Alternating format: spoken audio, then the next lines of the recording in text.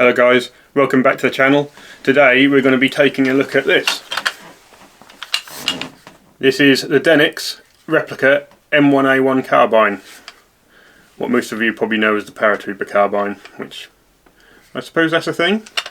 So I've been asked to do a video on this and show you how good they are as replicas, what they can do, and I'll also compare this to my real M1 carbine so you can get a proper idea of what they are and aren't in terms of right and wrong. So let's get started. Right, before we start going over the gun properly, I just need to point out that I have done some work on the stock of this gun. The big killer of a lot of the Denix replicas, as far as I'm concerned, is the actual wood they're made out of. Normally when you get them, they're kind of that cheap looking, really almost orange looking wood, and it doesn't look correct to the guns at all. I don't like it. That's easily changed though. You just get some dark wood stain like I have here and you just go over the stock a few times. I've also oiled this one on top of that and you get a pretty nice finish. If I bring that right up to the camera for you, there you are. You can still see on some of it, like on the stock on the grip here, that really light bit which is trying to shine through what the wood was like. I couldn't get that particular part to get any darker, but you grab one of these and put a bit of stain on the stock and all of a sudden you've got a much nicer looking replica. So let's go over the features of this carbine and what it can and can't do. So let's start with what it can do. You've got a magazine that is removable. The magazine itself is a very good reproduction, however it's built in a way that you can't load rounds into it. You see it's got no stoppers. That's got no spring or anything in it, so if you did put rounds in it, they'd just fall out. So they aren't built to take rounds. This mag will also not go in a real M1 carbine, and a real M1 carbine mag cannot go in this magazine, mostly because of the followers are different. The real ones, if I grab one here, you see has two. And this one also only has the one, and it's in a completely different place. So if you try and load a real mag into the carbine, it won't fit. It will go a little way and then it won't be able to go any further. And if you try and put this in a real carbine for some reason, then that won't fit either. So that's the magazine out of the way. And obviously that can just go pop straight back in there like that. Other features you have on pretty much all of the Denix replicas is you can pull the bolt back. It doesn't lock back like it would on a real carbine. The mechanism to do that isn't there. It does sometimes get stuck halfway, but that's not a lot of good really. But you can pull it back, that spring forward under spring pressure, and you get a dry firing system on it to replicate like what a real gun would have if it obviously didn't have rounds in it. So you can show people how that cocks and how the trigger works. What these don't have is a safety of any sort on them, so there's no mechanism for that. The sights are a simplified sight. You can't flip the notches up or do any adjustment for windage or anything like that. They're just a solid piece of metal stuck there. You've obviously got your sling loops like the real carbine has. If I bring the barrel up there, you can see this one's got no bayonet attachment, which is what you want most of the time for the Second World War. But they do sell a version with it if you wanted one with the bayonet attachment for some reason. And then the main obviously difference of the M1A1 or the paratrooper carbine, as a lot of people seem to know it, is the fold and stock. So on this one it does have the fold and function. So you can have it like this. It is noted though that the clip's not very strong, so if you try and hold it like that, that just flop down. But it does the job. It works. Just don't do that because that ain't got the strength.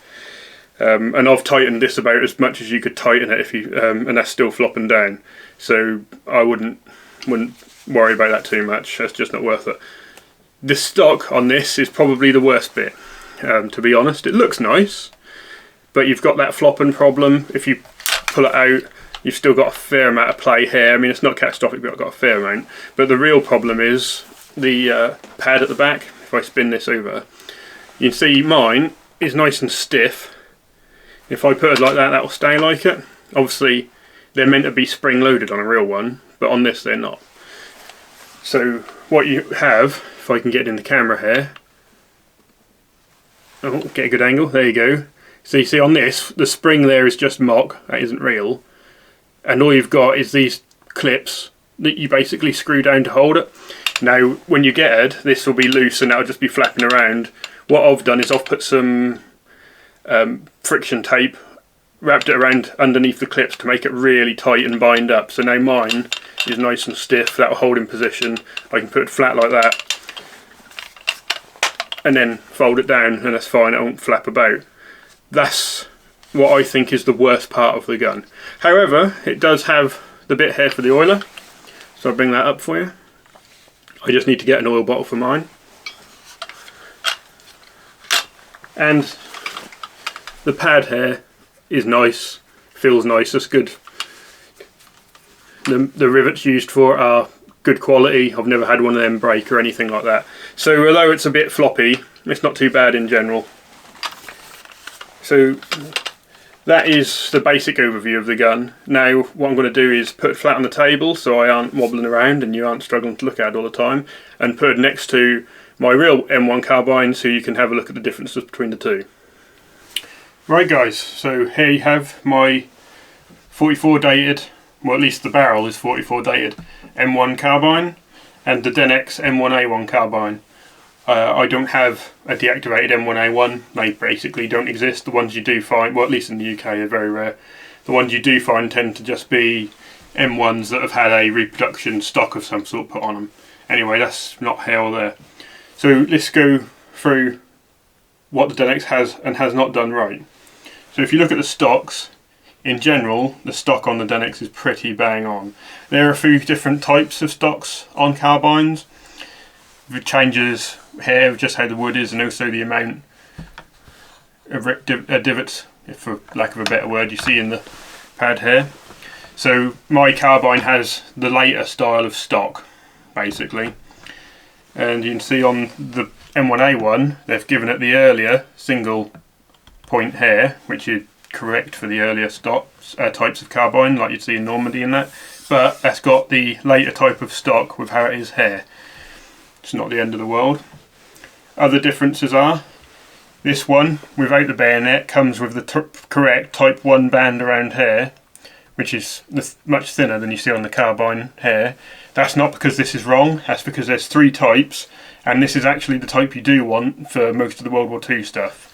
This one here would have been extremely late in the war, if that got to the war at all, with the bayonet attachment. So that is actually a plus for the Denix, for most World War II reenactors anyway. What else have we got to pay attention to is the colour of the metal. As you can see, the Denix is slightly darker, but it's not a matte black, it's just a very dark colour. But it has got the same sort of metal shine to it. Obviously I've got a very bright light up here, and you can see it's quite reflective, just the same as this one. But obviously this is just cheap metal, that's not proper steel or anything that's been blued or parkerized like the real guns are. So it's not going to be exactly the same colour. I'm yet to find a way to make these exactly the same colour as the metal on a real gun, which is a shame. But as you can see, it looks pretty good really. It's only just a little bit darker, especially on the bearings, it's just a little bit darker. But that's really not the end of the world. Other features that we didn't point out before, like I say, the safety on these never works, and you can see here you've got the little safety lever, and then you've got the one on the real carbine. It's just slightly bigger, but that's really a non-issue, that's a tiny difference. So I think these are brilliant really. I think the carbines are probably Denix's best replica, and they do a pretty good job. Don't worry about the sights being so different, that's because my carbine has the very late version of the sights, it doesn't have the simplified ones from earlier on, so don't worry about that. I'll just flip these over now and you can see the other side. So there's not much to add on this side really guys, to be honest. One thing I have noticed is that the mounting on the front sling loop on these ones is square, on the Denix's, and the mounting on, at least on my carbine, you can see is completely different shape to that. Now I don't know if that's because the Denix one is just wrong or if there's more than one type, so I wouldn't look too much into it, but it is a difference.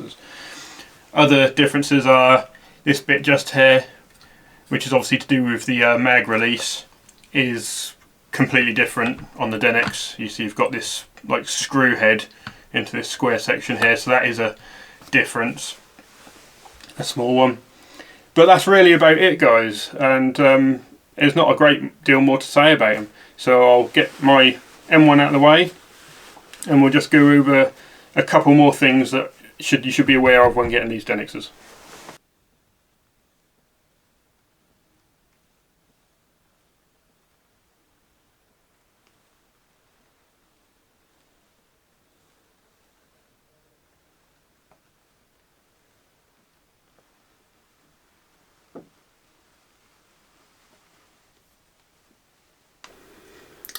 Right guys, so hopefully this has helped you if any of you are thinking about getting one of these Denixes. I really do recommend their carbines. I think they're brilliant. You just have to be prepared to put a bit of wood stain on them, and if you're getting at least the folder stock version, just tighten up this fitting here because that is rubbish out of the box.